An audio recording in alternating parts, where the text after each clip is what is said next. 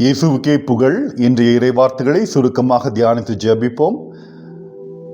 மோசேயின் சட்டம் தொற்று நோய்களால், தோல் நோய்களால் பாதிக்கப்பட்ட மக்களை புறக்கணித்தது என்று பார்க்கிறோம். குறிப்பாக தொழுநோயாளிகள் அசுத்தமானவர்களாகவும் சமூகத்தோடு வாழ தகுதியற்றவர்களாகவும் கருதப்பட்டனர் என்பதை பார்க்கிறோம்.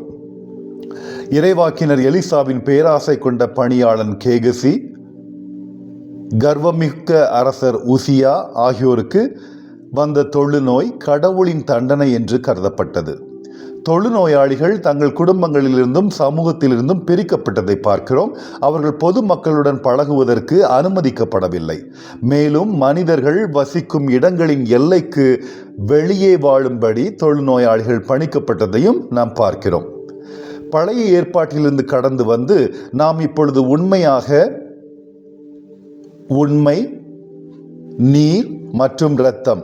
உண்மை தூய ஆவியை குறிக்கிறது, நீர் திருமுழுக்கை குறிக்கிறது, இரத்தம் சிலுவையில் இயேசு செய்த தியாக மரணத்தை குறிக்கிறது. இந்த மூன்றும் சேர்ந்த ஆகியவற்றின் மூலம் இயேசு இப்பொழுதும் என்றென்றைக்கும் இறைவனுடைய மகன் என்று சாட்சியம் அளிக்கும் சிறந்த மீட்பின் காலத்தில் நாம் இப்பொழுது வந்திருக்கிறோம். ஆகவே பழைய ஏற்பாட்டின் காலம் முடிந்துவிட்டது. இன்றைய லூக்காவின் நற்செய்தி, இந்த உலகில் இயேசு நம்மோடு மனிதனாக வாழ்ந்தபோது மனமுடைந்து தனிமையில் இருந்த ஒரு தொழுநோயாளி இயேசு விரும்பினால் மட்டுமே தன்னை குணப்படுத்தும்படி இறைஞ்சியதாக ஒரு சம்பவத்தை விவரிக்கிறது என்று பார்க்கிறோம். இயேசு சட்டத்தை மீறி அவரை தொட்டு உடனடியாக குணப்படுத்துகிறார். சட்டத்தை மீறி அந்த மனிதர் வருகிறார் இயேசுவிடம். இயேசுவும் சட்டத்தை மீறி அவரை தொடுகிறார். உடனடியாக குணப்படுத்துதல் நடக்குகிறது. இன்றைய சமூக ஊடக காலத்தில் பல போதகர்கள் செய்வது போல இயேசு குணப்படுத்துதலையோ சாட்சியையோ குறித்து ஒரு விளம்பரமும் செய்யவில்லை என்பதை பார்க்கிறோம். அவருக்கு அது தேவையில்லை. இந்த செய்தி, குணப்படுத்தும் செய்தி, குணப்படுத்தப்பட்ட செய்தி வாய்மொழியாக வேகமாக பரவியதால் இதற்கு பிறகு திரளான மக்கள் அவரை கேட்கவும் குணமடையவும் வந்தார்கள் என்றும் நாம் வாசிக்கிறோம். இருந்த பொழுதும் இயேசுவோ ஜெபம் செய்வதற்காக தனிமையான இடங்களுக்கு விலகி செல்கிறார். அன்னை தெரசாவை பற்றி நாம் இங்கு சிந்திக்கலாம். அவர் தொழுநோயாளிகளை கவனித்து பராமரித்ததோடு தனது ஜெபங்களையும் பக்தியோடும் மிகுந்த தாழ்ச்சியோடும் ஏறெடுத்தார் என்பதையும் பார்க்கிறோம். அவர் மோசேயின் சட்டங்களுக்கோ அல்லது தனது முந்தைய கன்னியர் மடம் அல்லது சபை விதித்த கடுமையான விதிமுறைகளுக்கோ தன்னை உட்படுத்தி கொள்ளவில்லை. அவர் மனித சட்டங்களை மீறி தெய்வீக சட்டத்தை பின்பற்றி நம்பிக்கை இழந்த தொழுநோயாளிகளை குணப்படுத்த இயேசுவாக செயல்பட்டதை நாம் விசுவசிக்கிறோம், நாம் படிக்கிறோம். ஏனெனில் இயேசுவின் ஆவி அவர் மீது இருந்தது. நாமும் கூட உடல் அற்புதங்களுக்காக ஓடாமலும் மற்றவர்களுக்கு உதவ வாய்ப்புகள் வரும்பொழுது நமது சொந்த விதிமுறைகள் மற்றும் சமூக ஒழுங்குமுறைகளின் அடிப்படையில் நம்மை நாமே கட்டுப்படுத்தி கொள்ளாமல் ஒடுக்கப்பட்ட அல்லது புறக்கணிக்கப்பட்ட நோயாளிகளுக்கும் வயது முதிர்ந்தோருக்கும் உதவி தேவைப்படும் போது உதவ தயாராக இருக்கிறோமா என்பதை இன்று சிந்தித்து பார்க்க வேண்டும். ஏனெனில் நாமும் தண்ணீராலும் அவருடைய இரத்தத்தாலும் அவருடைய பரிசுத்த தூய ஆவியினாலும் சாட்சியமளிக்கப்பட்ட தந்தையுடைய மகன் அல்லது தந்தையுடைய மகள்களாக இருக்கிறோம். நம் கருணையான செயல்களும் வாழ்க்கையை சார்ந்தவை, கருணையான வாழ்க்கையை சார்ந்த செயல்முறைகளும் நம் இறையருளை தேடும் ஜெபங்களும் இணையாக நிகழ வேண்டும், ஒரே நேரத்தில் நடக்க வேண்டும். அவை ஒன்றுக்கொன்று முரணானவை அல்ல. இன்றைய நற்செய்தியில் நாம் கற்றுக்கொள்ளக்கூடிய பாடங்கள் என்ன என்று ஒரு 3 கருத்துகளில் பார்ப்போம். முதலாவதாக, கடவுளின் சாயலான இயேசுவுக்கு நம்முடைய சாவான பாவங்கள் அல்லது தூய ஆவியாருக்கு எதிரான பாவங்களை தவிர வேறு எதுவும் அவருடைய கருணையை தடுக்க முடியாது. மன்னிக்கிற தேவன், மன்னிக்கிற இறைவன் அவருடைய கருணையை கொடுத்து கொண்டுதான் இருப்பார். தொழுநோயாளிகளை தொடக்கூடாது என்று தடை செய்த மோசேயின் சட்டத்தை மீறுவதற்கு இயேசுவின் இரக்கமும் கருணையும் தான் அவரை தூண்டின என்று பார்க்கிறோம். நம்முடைய பக்கத்திலிருந்து அவரை அணுகுவதிலிருந்து நம்மை தடுப்பது எது என்று சிந்தித்து பார்ப்போம். ஒரு கூட்டத்தில் சேரவும் இயேசுவை அணுகவும் தடை செய்த சட்டத்தை கூட அந்த தொழுநோயாளி மீறினார் என்று பார்க்கிறோம். உங்கள் வாழ்க்கை துணைவராக இருக்கலாம், பெற்றோராக இருக்கலாம், பிள்ளைகள், உறவினர்கள், சமூகம், மதம், சாதி, அரசியல், கட்சி, நாடு, யாராக இருந்தாலும் நீங்கள் இயேசுவை அணுகுவதை தடுத்தார்கள் என்றால் அவருடைய அருளுக்காகவும் ஆன்ம மற்றும் உடல் சுகத்திற்காகவும் மிகுந்த தாழ்மையுடனும் விசுவாசத்துடனும் இயேசுவை அணுவதற்காக எந்த விலையை கொடுத்தாவது அந்த சட்டங்களை மீற நீங்கள் தயாராக இருக்க வேண்டும். இது ஒரு முக்கியமான சிந்தனை. நம் உறவினர்களை விட, நம்மை சூழ்ந்து இருக்கிறவர்களை விட இயேசுதான் மிக பெரியவர். அவரை நாம் தேட வேண்டும். நாமும் இந்த தொழுநோயாளியாக மாற வேண்டும். இயேசு எந்த மதத்தையும் சார்ந்தவர் அல்ல. அவர் உங்களுக்குள் இருக்கிறார், எனக்குள் இருக்கிறார். எனவே நாம் மத மாற்றத்தை அல்ல, உள்ளான மன மாற்றத்தையே நாடுகிறோம் என்பதை உறுதிப்படுத்துங்கள். இதுதான் முதல் தலையாய சிந்தனை. இரண்டாவதாக, உடல் அற்புதத்தை மட்டுமே விரும்பும் கூட்டத்தை பின்பற்றாதீர்கள். கவனமாக படியுங்கள் இன்றைய நற்செய்தியை. இயேசு தனது சபை, குடும்பம், நண்பர்களுடன் சேர தீவிரமாக விரும்பும் ஒரு மனிதனின் ஆவியை உயர்த்துகிறார். எல்லோரும் அவரை தள்ளி வைத்திருந்தார்கள். தான் மீண்டும் குணமாக்கப்பட்டு ஒரு சாதாரண மனிதனாக, இறைவனை தேடக்கூடிய ஒரு குழந்தையாக, குடும்பத்தில் உள்ள தலைவனாக, சகோதரனாக, மகனாக இருக்க வேண்டும் என்பதை அவர் தன்னுடைய பிரார்த்தனையில் இயேசுவிடம் உணர்த்தியிருந்ததால் தான் நன்மை செய்வதற்காக அவர் சட்டத்தை மீறுகிறார் என்று பார்க்கிறோம். ஆனால் மேலும் சுகமடைவதற்கு இறைவனுக்கும் அவருடைய சபைக்கும் நன்றி செலுத்துவதும் ஜெபிப்பதும் முக்கியம் என்பதால் அந்த மனிதனை சமூகத்தின் சட்டத்தின்படி குருக்களிடம் அறிக்கை செய்யும்படி இயேசு கேட்கிறார் என்று பார்க்கிறோம். அங்கு எந்த மீறலும் இல்லை. மோசேயின் சட்டப்படிதான் செய்கிறார்.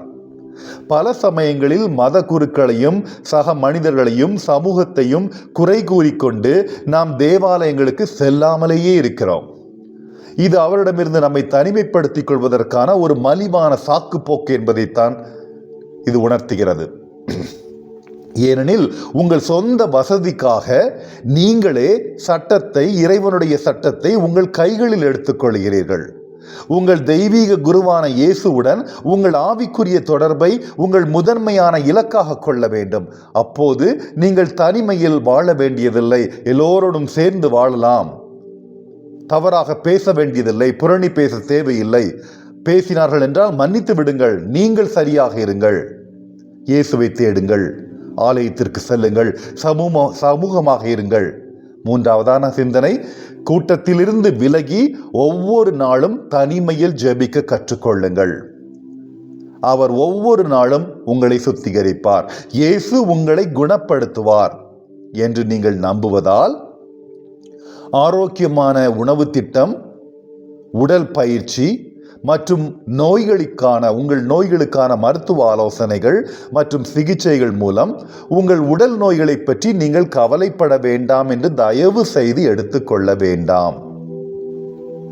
ஜெபியுங்கள், ஆனால் உங்கள் உடலையும் கவனித்துக் கொள்ளுங்கள். ஏனெனில் நீங்களும் கிறிஸ்துவின் சபையாக, கிறிஸ்துவின் ஆலயமாக இருப்பதால் உங்கள் உடலையும் நீங்கள் கவனித்துக் கொள்ள வேண்டும். மனிதனின் திறமை கடவுளின் அருளுடன் இணையும் பொழுது, இங்கு மனிதன் என்று சொல்லும் பொழுது ஒருவேளை ஒரு பக்தியான மருத்துவர் என்று நாம் எடுத்துக்கொள்ளலாம். கடவுளுக்காக இந்த மனிதனை நான் குணமாக்க வேண்டும் என்று சொல்லக்கூடிய ஒரு மருத்துவர். இந்த காலகட்டத்தில் இவர்கள் குறைவாகத்தான் இருக்கிறார்கள். இருந்தாலும் அதற்காக ஜெபியுங்கள், உங்களுக்கு ஒரு நல்ல மருத்துவரை உணர்த்துவார். அப்படிப்பட்ட மனிதனுடைய திறமையும் கடவுளுடைய அருளும் இணையும் பொழுது பொதுவாக நமக்கு உடல் சுகம் ஏற்படுகிறது. ஆகவே மருத்துவம் செய்யக்கூடாது என்று நினைக்காதீர்கள். இயேசுதான் என்னை குணமாக்குவார் என்று கண்மூடித்தனமான காரியங்கள் வேண்டாம். நீர், இரத்தம் மற்றும் ஆவியினால் நீங்கள் கிறிஸ்துவுடன் இணைக்கப்படும் பொழுது மட்டுமே ஆவிக்குரிய சுகம் உங்களுள் ஏற்படும். ஞானத்தை பற்றி கொள்ளுங்கள், அதே நேரத்தில் ஆவிக்குரிய சுகத்தையும் நாடுங்கள். எனவே நீங்கள் ஆன்ம, மனம், உடல் சுகத்திற்காக தொடர்ந்து ஜெபியுங்கள், இடைவிடாது ஜெபியுங்கள். மன்றாடுவோமா? கண்களை மூடிக்கொள்ளுங்கள். குறிப்பிட்ட இறைவார்த்தைகளை கேட்கலாம். முதலாவதாக 1 யோவான் 5வது அதிகாரம் 6வது இறைவார்த்தை, அதைத் தொடர்ந்து 12வது இறைவார்த்தை அதே நற்செய்தியாளரிடமிருந்து. முதல் முதலில் நீராலும் இரத்தத்தாலும் வந்தவர் இயேசு கிறிஸ்து. அவர் நீரால் மட்டுமல்ல, நீராலும் இரத்தத்தாலும் வந்தவர் என தூய ஆவியார் சான்று பகர்கிறார். இதற்கு தூய ஆவியாரே உண்மை. அந்த 3 கருத்துகளும் இங்கே இருக்கின்றன. நீர், இரத்தம், தூய ஆவி. இதை குறித்து நாம் சிந்தித்து விட்டோம். இரண்டாவதாக, இறைமகனை கொண்டிருப்போர் வாழ்வை கொண்டுள்ளனர். அவரை கொண்டிராதோர் வாழ்வை கொண்டிருக்க மாட்டார்கள். இறைமகனிடம் நம்பிக்கை கொண்டுள்ளோருக்கு நிலைவாழ்வு உண்டு. மூன்றாவதாக, திருப்பாடலாசிரியர் 147வது இறைவார்த்தையில் 12-13வது இறைவார்த்தை, எருசலேமே ஆண்டவரை போற்றுவாயாக, சியோனே உன் கடவுளை புகழ்வாயாக. அவர் உன் வாயில்களின் தாள்களை வலுப்படுத்துகிறார், உன்னிடமுள்ள உன் பிள்ளைக்கு ஆசி வழங்குகிறார். ஆகவே நாம் போற்றிக்கொண்டே இருக்க வேண்டும். அவர் ஆசியை வழங்கி கொண்டே இருக்கிறார், நம்மை பாதுகாக்கிறார் என்பதுதான் பொருள். மத்தேயு 4வது அதிகாரம் 23வது இறைவார்த்தையில், இயேசு விண்ணரசு பற்றிய நற்செய்தியை பறைசாற்றினார். மக்களிடையே இருந்த நோய் நொடிகள் அனைத்தையும் குணமாக்கினார். நற்செய்தி நமக்கு தேவையாக இருக்கிறது. ஆன்ம சுகத்தை அளிக்கக்கூடிய நற்செய்தி, அதுதான் பிரதானமானது.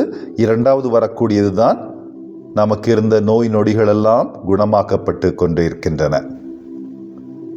ஆகவே முதன்மையான நற்செய்தியை பற்றி கொள்ளுங்கள். ஒவ்வொரு நாளும் நற்செய்தியை பற்றி சிந்தியுங்கள். அதுதான் உங்களுடைய முதல் மருந்து, ஆன்மீக மருந்து. லூக்கா 5வது அதிகாரத்தில் 12 மற்றும் 13வது இறைவார்த்தைகள், உடலெல்லாம் தொழுநோயால் பாதிக்கப்பட்டிருந்த ஒருவர் இயேசுவை கண்டு அவர் காலில் விழுந்து, ஆண்டவரே, நீர் விரும்பினால் எனது நோயை நீக்க உம்மால் முடியும் என்று மன்றாடினார். இயேசுவும் கையை நீட்டி அவரை தொட்டு, விரும்புகிறேன், உமது நோய் நீங்குக என்றார். உடனே தொழுநோய் அவரை விட்டு நீங்கிற்று. குணமாக்குவது உடனே நடந்தது. ஏனென்றால் விசுவாசம் ஆழமாக இருந்தது. அவர் கூறியதும் சரியான வகையில் இருந்தது. இயேசுவும் உடனடியாக அவரை குணமாக்குகிறார் என்று பார்க்கிறோம். லூக்கா 5வது அதிகாரம் 15 மற்றும் 16வது இறைவார்த்தைகளில், அவரது சொல்லை கேட்கவும் தங்கள் நோய்கள் நீங்கி நலம் பெறவும் பெருந்திரளான மக்கள் இயேசுவிடம் கூடி வந்து கொண்டிருந்தார்கள். இயேசுவோ ஆள் நடமாட்டம் இல்லாத இடங்களுக்கு சென்று தனித்திருந்து இறைவனிடம் வேண்டி வந்தார். ஆகவே இயேசுவை போல நாமும் தனித்திருந்து வேண்டிக் கொண்டிருக்க வேண்டும். விளம்பரங்களை நாட வேண்டாம். வெளி தோற்றங்களுக்கும் வெளிப்படையான சுகமாக்கும் வல்லமைக்கும் நாடிக்கொண்டிருக்காமல் முதலில் ஆன்மீக காரியங்களுக்கு நாம் ஈடுபடுத்த வேண்டும். அப்பொழுதுதான் நம்முடைய குணமாக்குதல் முழுமை பெறும் என்று நாம் உணர்வோம். மன்றாடுவோமா? ஓ எங்கள் உன்னத மீட்பரே, உம்முடைய தூய ஆவியும் எங்கள் ஆவியும் இணைந்து எம்மை வழிநடத்துவதால் நாங்கள் எங்கள் மீது முழு நம்பிக்கையோடு உண்மை, ஒருவர் மற்றவரிடம் அன்பு மற்றும் கருணையின் வழிகளை பின்பற்றுவோமாக. நாங்களும் கடவுளின் பிள்ளைகளே. ஏனெனில் எங்கள் மனம் திரும்புதலின் மூலம், ஒவ்வொரு நாளும் நாங்கள் செய்கிற பாவ அறிக்கைகளின் மூலம், மனம் திரும்புதலின் மூலமும் ஒவ்வொரு நாளும் உம்மால் நாங்கள் தண்ணீரால், பரிசுத்த ஆவியால் திருமுழுக்கு பெற்று கொண்டிருக்கிறோம். எங்கள் கடவுள் நம்மோடு என்று, எங்களோடு என்று இருக்கக்கூடிய இம்மானுவேலின் சபையாகிய எங்கள் உடலில், ஆலயமாகி எங்கள் உடலில் உமது இரத்தத்தையும் ஆவியையும் நாங்கள் சுமந்து கொண்டிருக்கிறோம். தகப்பனே, இந்த உலகத்தால் புறக்கணிக்கப்பட்டவர் எவராயினும் நீர் செய்தது போலவே நாங்களும் அவர்களுக்கு உதவிக்கரம் கொடுத்து வாழ வேண்டும். அதை நீர் எங்களுக்கு ஆசீர்வதிப்பீராக. ஏனெனில் அவர்களும் எங்களில் ஒருவரே. எங்கள் சகோதர சகோதரிகளே, உலகியல் ரீதியாக தகுதியுள்ளவர் மட்டுமே உயிர் வாழ வேண்டும் என்று கருதும் இந்த வெளிவேடமான உலகின் விதிமுறைகளையும் கட்டுப்பாடுகளையும் உடைத்தெறிய எங்களுக்கு அனுமதியுங்கள், எங்களுக்கு உதவுங்கள் ராஜா. இன்று நாங்கள் உம்முன் மண்டியிட்டு மிகுந்த அமைதியிலும் தனிமையிலும் மன்றாடி கொண்டிருக்கிறோம். உம்மை போலவே நாங்கள் ஜெபித்து கொண்டிருக்கிறோம். கருணையின் ஆண்டவரே, அற்புதங்களின் தகப்பனே, அற்புதங்களின் தேவனே, எங்களுடைய ஜெபத்தை, எங்களுடைய விண்ணப்பத்தை நாங்கள் ஜெபிக்கிற நேரத்திலே நீர் கேட்டருளும் ராஜா. ஆண்டவரே, உமக்கு விருப்பமானால் ஒவ்வொரு கணமும் ஒவ்வொரு நாளும் இரவும் பகலும் நான் தூங்குவதற்கு முன்பாகவும் பின்பாகவும் என்னை சுத்திகரிக்க உம்மால் மட்டுமே முடியும் தகப்பனே. உம்முடைய குணமாக்குதலுக்கு நான் ஒரு சாட்சியாக இருக்க எனக்கு உதவுவீராக. ஆகவே என்னை சுற்றியுள்ள அனைவரும் உம்மிடம் வந்து தூய்மை அடைந்து உம்மை முழுமையாக விசுவாசிப்பார்களாக. என்னை நான் சாட்சியமாக அவர்களுக்கு அறிவிக்கும் பொழுது அவருடைய விசுவாசமும் பலப்படுத்துவதாக. எல்லா புகழும் நன்றியும் ஆட்சியும் உமக்கே உரித்தாக. என்றென்றும் வாழ்பவரும் ஆளுகை செய்பவருமான இயேசு கிறிஸ்துவின் மகிமை மிக்க பெயரால் மன்றாடுகிறேன். ஆமேன், ஆமேன், ஆமேன். உங்களுக்கும் உங்கள் வீட்டாருக்கும் உங்களை சார்ந்தவர்களுக்கும் இறையன்பின் காலை வணக்கங்கள். இன்றைய நாள் ஒரு ஆசீர்வாதமான, மகிழ்ச்சியான, பாதுகாப்பான, உடல் உள்ள ஆன்ம நலம் சிறந்திடும் வெற்றிகரமான நாளாக அமைய என் இதயத்தின் ஆழத்திலிருந்து இயேசுவின் பெயரில் வாழ்த்துகிறேன். நேரம் கிடைக்கும் பொழுது இன்றைய நற்செய்தியை முழுமையாக படியுங்கள். நன்றி.